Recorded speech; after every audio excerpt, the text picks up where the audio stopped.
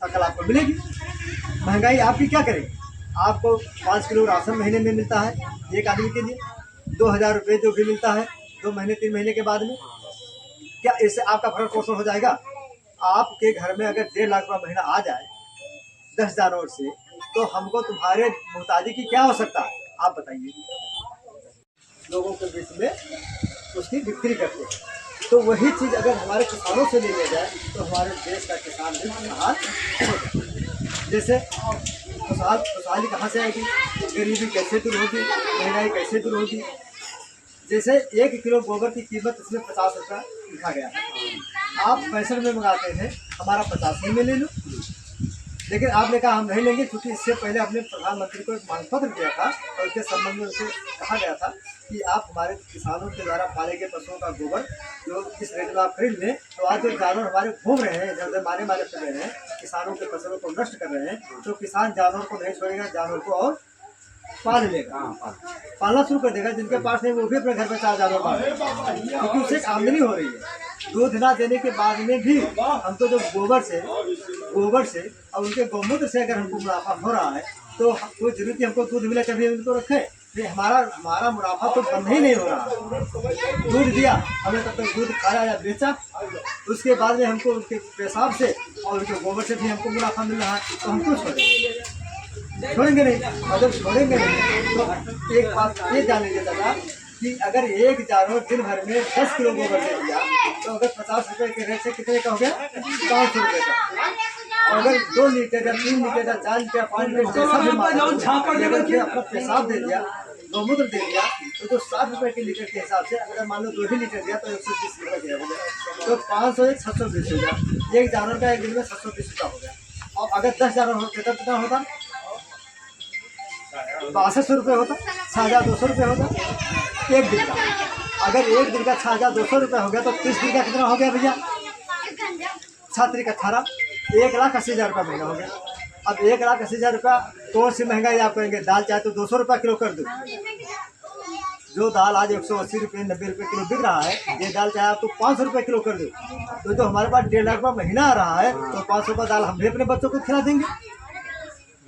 अगर सही है तो समर्थन कीजिएगा, नहीं है तो ना कीजिएगा। ठीक है, 100% ये तर्क संगत बात 100% सही है, जबरदस्ती की बात नहीं है। ये मैं तर्क संगत बात कर रहा हूँ। इस पर आप लोग तर्क कीजिए कि ऐसा नहीं हो सकता है, तो आप नहीं लागू कर सकते, तो मैं नहीं लागू कर सकता हूँ। मैं केवल आपको बताने आया हूँ, लागू करने नहीं आया हूँ। मैं बताने आया हूँ कि यह मेरी सरकार बनने के बाद हम इसको लागू करेंगे। बनने के बाद तो कहाँ? अब आप कह दीजिए बनने के बाद ना लागू करें तो नहीं। जैसे आप खसरा खतौनी रखे हो, चकबंदी के कागज रखे हो कि हमारे इतना बीघा जमीन इसमें कटा हुआ खतौनी में, तो ऐसे इसको आप रखिए सुरक्षित।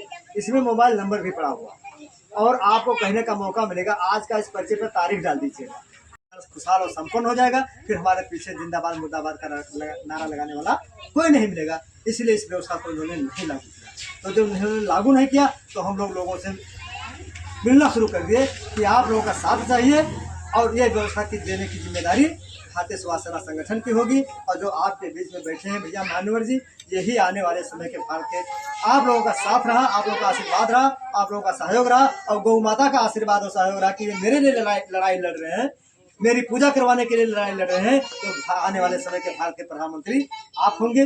जो आज बड़ी सौभाग्य का दिन है कि जो आपके दरवाजे पर बैठे हैं, आप लोगों को दर्शन, वो दिन आप लोग याद करेंगे कि एक समय था कि हमारे दरवाजे पर आए थे, बैठे थे, शाम का वक्त था और बैठ करके हम लोग आपस में विचार विमर्श करते बात कर रहे थे। हमारे घर पर आए थे और हम लोग भी याद रखेंगे कि कहाँ कहाँ पर हम लोग गए थे।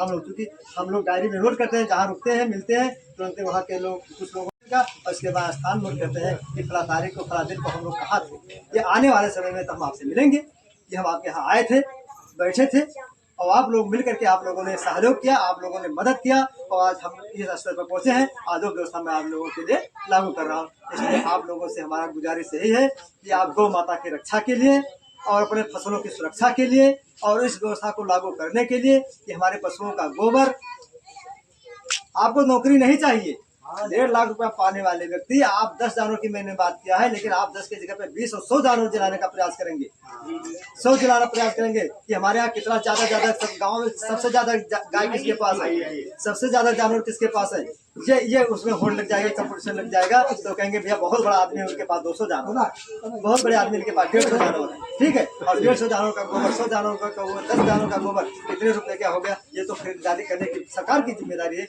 आपकी जिम्मेदारी नहीं। आपको कच्चा माल पैदा की जिम्मेदारी है, आप पशुपालन, गोबर पैदा हो, पैसा पैदा हो, खरीदारी करने की जिम्मेदारी सरकार की होगी। ये कानून होगा, एक व्यवस्था होगी जिसके तहत वो ग्राम सभा स्तर पर प्लांट लगाया जाएगा और वो खरीद करके उससे क्या क्या चीजें बनाई जाएंगी, वो फिर आप ही लोगों के बीच में वितरण होगा। आप ही लोग उसको फिर कृषि के लिए प्रयोग करेंगे, दवा के रूप में प्रयोग करेंगे, हर मतलब जैसे जैसे जो भी व्यवस्था पूजा सामग्री के लिए प्रयोग करेंगे, फिर सरकार को लाभ होगी, हमारे किसान को लाभ होगा, किसान की आमदनी बढ़ेगी और किसान हमारा खुशहाल होगा। इसलिए हम लोग आप लोगों के बीच में आए हैं जन जागरण के लिए कि आप लोग साथ दीजिए और गौ माता की रक्षा कीजिए, ठीक, और उनको हे दृष्टि से देखिए, उनका आशीर्वाद देश का विकास, उनका आशीर्वाद देश का विकास। इसलिए आप लोग एक बार आप लोग भारतीय स्वास्थ्य सेना के साथ जुड़ करके और एक बार इन भ्रष्ट राजनीतिक नेताओं का पीछा छोड़ करके और अपने आने वाली पीढ़ी के लिए कोई व्यवस्था बनाकर तब आप लोग जाएंगे। आप तहसील के काम करता है तो बलरामपुर जाते हो या इंद्रावती जाते हो या भिड़का जाते हो, जहाँ कहीं आपका तहसील हो, कौना जाते हो,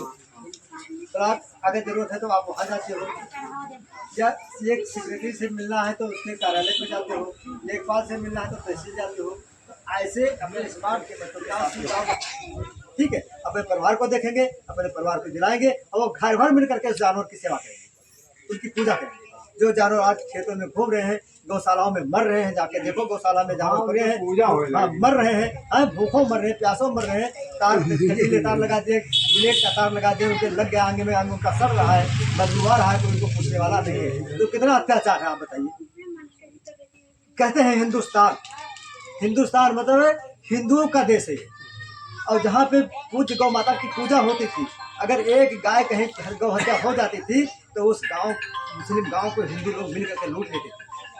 पता नहीं कितनी बार आपके इसी क्षेत्र में प्राणवारापुर में देखे कितने विवाद हुआ। खरीदा जाएगा, गाँव को स्मार्ट विकासशील गाँव बनाया जाएगा।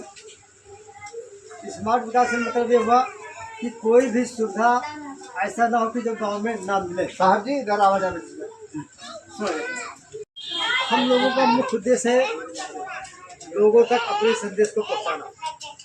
हमारे संदेश क्या है इस पर्चे में लिखे हुए, जैसे कृषि को उद्योग को दर्जा दिया जाएगा, महंगाई को समाप्त किया जाएगा, भारतीय स्वास्थ्य सेना एक राजनीतिक पार्टी है और ये आध्यात्मिक संगठन है। आध्यात्म और राधेश ये दोनों एक साथ में, और जहाँ दोनों अलग हो जाते हैं वहाँ पे बड़ी बुराइयां पैदा हो जाती हैं।